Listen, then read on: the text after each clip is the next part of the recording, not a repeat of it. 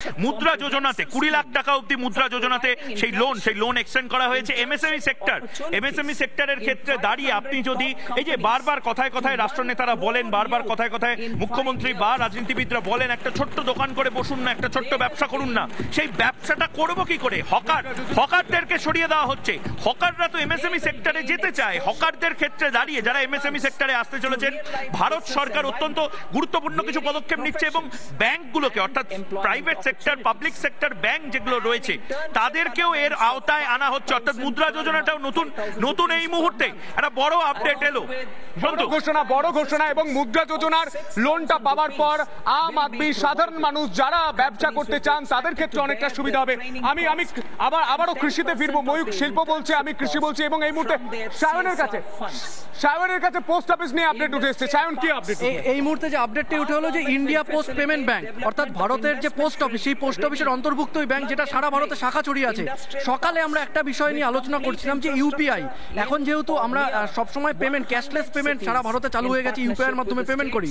তার ফলে সরকার এই ইন্ডিয়ান পোস্ট পেমেন্ট ব্যাংক চালু করার এবং তার আরো অন্যান্য শাখা চালু করার ফলে আরো আমাদের এই ক্যাশলেস পেমেন্টের সংখ্যা আরো বাড়বে। এবং তার ফলে কালকে নরেন্দ্র মোদী বলেছিল গতকাল যে ভিশন 2047 ভারত যে মানে অন্যতম বৃহত্তম অর্থনীতির দেশের দিকে এগোচ্ছে, সেই ভিশনের দিকে অন্য একটি মাত্রা দেবে এই ইন্ডিয়ান পোস্ট পেমেন্ট ব্যাংক। মানে যাদের ব্যাংকে কোনো খাতা নেই, শুধুমাত্র ডাক বিভাগের উপর ব্যবস্থা তারা নির্ভর করত, এবার তাদের কাছেও ইউপিআই পেমেন্ট করার ব্যবস্থা থাকছে। একদম। কেননা আমরা যখন দেখি, আমি যদি সাধারণ মানুষকে খুব সহজ ভাষায় বোঝাই, যে আমরা যখন ইউপিআই লেনদেন করি তখন কিন্তু সেই ইউপিআই লেনদেনে আমাদের ব্যাংকের অ্যাকাউন্ট কিন্তু লিঙ্ক করতে হয়। তাই ইন্ডিয়ান পোস্টের আন্ডারে যদি এই ব্যাংক, যে ব্যাংকে হয়তো আমরা বিভিন্ন ব্যাংকের ক্ষেত্রে দেখি যার ন্যূনতম একটি ব্যালেন্স লাগে, কোনো ব্যাংকে 5,000 টাকা, কোনো ব্যাংকে 10,000 টাকা, সেই ক্ষেত্রে দেখা যাচ্ছে যেহেতু এটা সরকারের অধীনে, সরকারের আওতায়, এখানে সেভিংস অ্যাকাউন্ট অনেক সময় জিরো ব্যালেন্সেও খোলা যায়, মানুষ এখানে তাতে উপকৃত হয়। অর্থাৎ এই বাজেটে মোদী সরকার মানে সর্বস্তরের মানুষের কথা ভেবেছে, সন্তু গরিব মানুষের কথা বলেছে। আমি স্বর্ণালীর কাছে আবারও যাবো। স্বর্ণালী, আমরা একটা বিষয় দেখছি, সব ক্ষেত্রে আমরা আইনের ক্ষেত্রে দেখেছিলাম ফাস্ট ট্র্যাক, মানে তাড়াতাড়ি যাতে সিদ্ধান্ত নেওয়া যায়। এবার কৃষির ক্ষেত্রেও সেটা দেখছি, শিল্পের ক্ষেত্রেও সেটা দেখছি, সরকার চাইছে তাড়াতাড়ি ব্যবস্থা নিতে, তাড়াতাড়ি কোনো ঘটনা ঘটলে তার যাতে সরাসরি চিকিৎসাটা করা যায়। একদমই তাই, যত দ্রুত সম্ভব ব্যবস্থা নেওয়া যায়। কিন্তু এই মুহূর্তে আরো একটা বড় ব্রেকিং নিউজ আসছে। আমরা জানি যে বিভিন্ন ক্ষেত্রে ইন্টার্নশিপের একটা গুরুত্ব রয়েছে, সেক্ষেত্রে ইন্টার্নশিপের জন্য কিন্তু একটা দারুণ বন্দোবস্ত, সুবর্ণ সুযোগ। এক্ষেত্রে আমি বলবো যে ইন্টার্নশিপের জন্য আলাদা করে স্কিম কোথাও তৈরি করা হচ্ছে।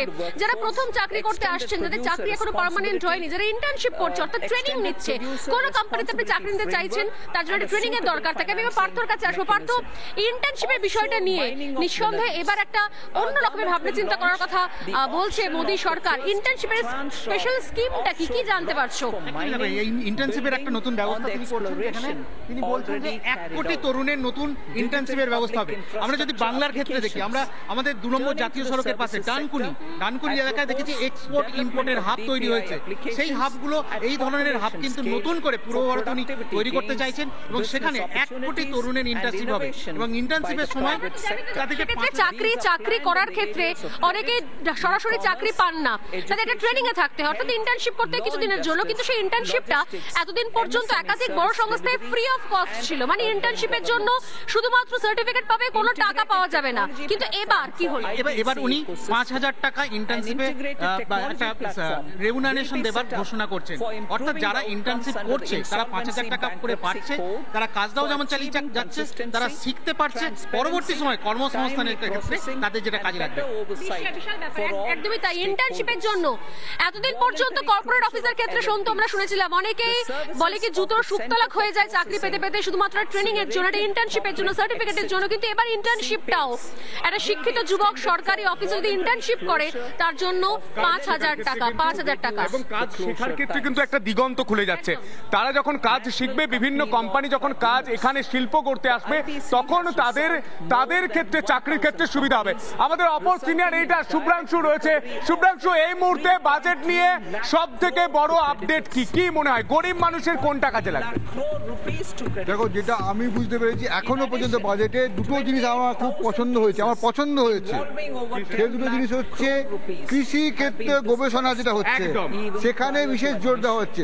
মনে রাখতে হবে ভারতবর্ষের মানুষ বাড়ছে কিন্তু কৃষিক্ষেত্রের পরিমাণ বাড়ছে না। সুতরাং কম জায়গায় বেশি উৎপাদন, প্রত্যেকের কাছে ভাত পৌঁছে দিতে হবে। এই যে জায়গাটা কৃষিক্ষেত্রে মৌলিকভাবে জোর দেওয়া, নতুন করে গবেষণা করা, এটা একটা বিশাল ব্যাপার। কেননা আমি যেটা বারবার বলছি, জমি আর বাড়বে না, জনসংখ্যা বাড়বে, জমি কমবে এবং আবাস হচ্ছে। এর ফলে হচ্ছে কি, এটা আরো তোমার কৃষিতে গবেষণা ক্ষেত্র। আরেকটা ব্যাপার কি হচ্ছে, যেটা বলা হচ্ছে প্রভিডেন্ট ফান্ড। প্রভিডেন্ট ফান্ডে আমাদের দেশে এত লোক চাকরি করে, তাদের প্রভিডেন্ট ফান্ড বলে কিছু নেই, দেয় না। এই জায়গায় সরকারের যে সিদ্ধান্ত, প্রথম 1 মাসের প্রভিডেন্ট ফান্ড, এমনি নিয়মটা কি, যে প্রভিডেন্ট যেখানে চাকরি করো সেখানে অর্ধেক দেওয়া হয়, বাকি অর্ধেক দেওয়া হয় অন্য কোম্পানি দেয়। কিন্তু এবার বলছে সেই 1 মাসের ভর্তুকি দেওয়া হবে। সুতরাং প্রভিডেন্ট ফান্ডের ব্যাপারটা এটা একটা বিশাল ব্যাপার। 3 নম্বর আমরা যে শুনছিলাম খালি বিহার, অন্ধ্রপ্রদেশ, বিহার, এদেরকে উন্নয়নের টাকা দেওয়া হবে কারণ সরকারের একটা ব্যাপার আছে। কিন্তু সেই জায়গায় দেখা গেল বাংলার ক্ষেত্রে যে পূর্ব ভারত, সেখানেও উন্নয়নের জন্য টাকা দেওয়া হচ্ছে, মানে বিশেষভাবে বিবেচনা করা হচ্ছে। 4 নম্বর, এই যে জনজাতি, এই যে আদিবাসী যাদেরকে বলা হয়, যে আদিবাসিন্দা অঞ্চলের সেই জনজাতি আদিবাসীদের উন্নয়নের জন্য বিপুল ব্যবস্থা নেওয়া হচ্ছে। শুনছি এই জায়গাটায় দাঁড়িয়ে এখনো অব্দি আর যেটা বলার কথা,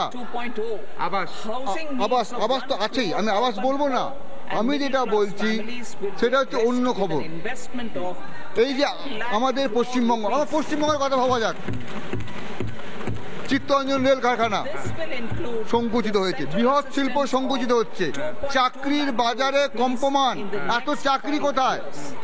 তাহলে সেই জায়গাটা যে দরকার, আমার হাওড়া শিল্পাঞ্চল তোমার মনে আছে, ছোট ছোট কারখানা, হুগলি শিল্পাঞ্চল, পাট শিল্প, গোটা অঞ্চলটা কেমন স্তীমিত, লণ্ঠনের আলোর মতো অবস্থা হয়ে গেছে। সেই জায়গায় সরকার যেটা ঘোষণা করলো, ছোট ছোট তোমার এমএসি, ছোট ছোট জায়গা, ছোট ছোট শিল্প করে উঠবে, মানে অসংখ্য লোক কর্মসংস্থানে জোর দেওয়া হচ্ছে, মানে অসংখ্য লোক নিজে স্বনির্ভর হয়ে যেতে পারবে, 12 লাখ টাকা দিতে পারবে। সন্তু, শুভ্রাংশু, তুমি যেটা দিয়ে শুরু করলে রিসার্চের আরেকটা খবর এসেছে, অকশন করা হবে, ফার্স্ট অফশোর মাইনিং ব্লকের অকশন করা হবে, অর্থাৎ সারা ভারত জুড়ে অফশোর মাইনিং ব্লকের ক্ষেত্রে দাঁড়িয়ে, মানে এটা কেন এই প্রথম অকশন গুলো করা হচ্ছে, কি মনে হয়? এই যে তোমার মাইনিং যে সিস্টেমটা আছে, সেই সিস্টেমটা যেটা দেখা যাচ্ছে যে কি একটা বৃহৎ বড় ব্যবস্থা, যেখানে কিছু কতিপয় লোকের হাতে চলে যাচ্ছে। সেই জায়গায় দাঁড়িয়ে যদি এটাকে তোমার নিলাম করে দেওয়া যায়, তুমি নিশ্চয়ই এটাকে কোল নিলাম শুনেছো, যেটা হয় কি, যেটা এখন কোল ব্লক বলা হয়, সেই রকম জায়গাটায় দাঁড়িয়ে যদি আমাদের এই নিলাম ব্যবস্থাটাকে সবার হাতে তুলে দেওয়া যায়, এর ফলে যেটা হবে, আমাদের যে ধর একটা জিনিস করতে 10 জন লোকে করে 10 জনকে টাকা দেওয়া হয়, কিন্তু এই জায়গাটা যদি কমিয়ে আনা যায়, আরো 100 জনের মধ্যে করে দেওয়া যায়, প্রত্যেকের কাছে কিছু কিছু পৌঁছে যাবে। অর্থাৎ যে সাম্য ব্যবস্থার কথা বলা হয়, প্রত্যেকের উন্নয়ন, সবার উন্নয়ন, এই জায়গাটায় দাঁড়িয়ে এই যে একের পর এক সিদ্ধান্তগুলো হচ্ছে, সেই জায়গায় দাঁড়িয়ে এবং তার পাশাপাশি এই যে অফশোর মাইনিং, তার পাশাপাশি আরেকটা জিনিসও, মানে একটা জিনিস বোঝা যাচ্ছে, এমএসএমই সেক্টর এবং শিল্প তালুকগুলোকে ব্যাপকভাবে সাপোর্ট দেওয়ার চেষ্টা হচ্ছে। কোন জায়গাগুলো বাকি নেই, এবং ডরমিটরের ফ্যাসিলিটিও আমার মনে পড়ে যাচ্ছে এই কথাগুলো দেখতে দেখতে শুনতে সিঙ্গুরেও কিন্তু ঠিক এভাবেই স্পেশাল ডরমিটরি সিস্টেম, অর্থাৎ এমএসএমই সেক্টরকে ওখানে গুরুত্ব দেওয়ার জন্য অ্যান্সিলারি ইন্ডাস্ট্রি, যে অনুসারী শিল্প, সেই অনুসারী শিল্পের তারা থাকবে কোথায়, খাবে কোথায়? এই যে কথায় বলা হয় না, ওই অথ পাড়াগ্রার মধ্যে কি বড় বড় টাটার ফ্যাক্টরি আসবে, এই জায়গাগুলো কিন্তু আবার ঘুরে ফিরে আসছে, সেই চক্র ঘুরছে, কিন্তু বাংলার ক্ষেত্রে বোধহয় আর চক্রের জায়গাটা ঘুরছে না। বাংলার ক্ষেত্রে যেটা ঘুরবে, আমাদের যে বিস্তীর্ণ অঞ্চল, তোমাকে বাঁকুড়ায় ট্রান্সফার করে দেবো, তুমি কেন করে দেবো ট্রান্সফার? তুই কলকাতা আমার পছন্দ হচ্ছে না, কিন্তু এই যে বাঁকুড়াতে যদি শিল্পটা হয়, এই পুরুলিয়াতে যদি শিল্পটা হয় এবং এই যে অক্সিলারি কথা বললো এবং ব্যবস্থা ডরমিটারি যে ব্যবস্থা, হ্যাঁ বড় খবর আসছে এই মুহূর্তে, সব থেকে বড় সুযোগ সুবিধা আমার মনে হয় শিল্পের ক্ষেত্রে যারা ভিন রাজ্যে যাচ্ছে, পরিযায়ী শ্রমিক, শিল্পের জন্য যারা কাজ করতে যাচ্ছেন, কোথাও থাকার বন্দোবস্ত নেই, কাজ করার বন্দোবস্ত নেই, এই মুহূর্তের বড় ঘোষণা তাদের জন্য সরকারি ডরমিটারি তৈরি হচ্ছে, অর্থাৎ ধর্মশালা। যদি ভিন রাজ্যে বড় শিল্পের জন্য কোনো শ্রমিক কাজ করতে যান, সেক্ষেত্রে তাদেরকে দুম করে কোথাও খোলা আকাশের নিচে দাঁড়াতে হবে না। কোথায় থাকবো? কনস্ট্রাকশন সাইটে থাকবো, অন্য কোথাও থাকবো।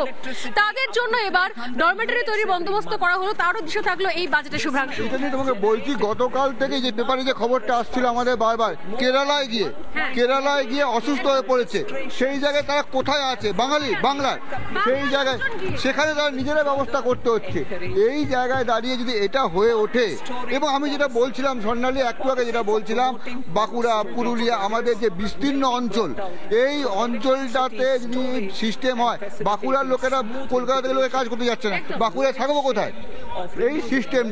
এই সিস্টেমটা যদি তৈরি করা যায়, এবং যেটা বারবার বলা হচ্ছে অসংখ্য লোকের হাতে, অসংখ্য মানুষের হাতে, মানে হাজার লাখ হাতে ভাত তুলে দিতে হবে, এবং সেই ভাতটা ছোট ছোট শিল্পের মধ্যে দিয়েই হবে। একদম মানুষের কথা ভেবে এই বাজেট, এবং এই বাজেটে কৃষি থেকে শিল্প, শিল্প থেকে মানুষের কথা, যাবতীয় খবর নিয়ে ফিরছি ছোট্ট একটা বিরতির পর।